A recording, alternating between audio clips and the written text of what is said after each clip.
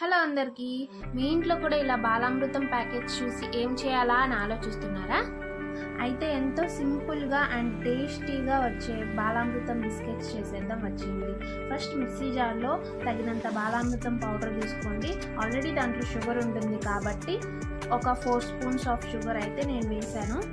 దాన్ని బాగా మెత్తగా మిక్సీ పట్టుకొని ఒక మిక్సింగ్ బౌల్లోకి తీసుకోండి.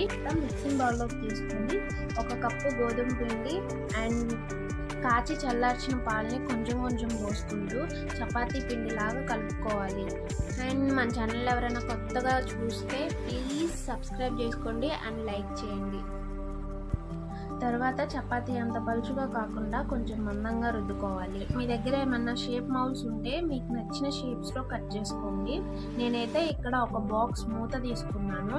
వీటితో నేను హాఫ్ మూన్ సర్కిల్ చేస్తాను. మీరు మీకు ఇష్టం వచ్చిన షేప్స్లో కట్ చేసుకోండి. తర్వాత ఓవెన్ ఉంటే ఓవెన్లో పెట్టుకోండి, లేదా ఒక ప్లేట్లో పెట్టి హీట్ చేసిన ప్యాన్లో ఒక 40 మినిట్స్ కుక్ చేసుకుంటే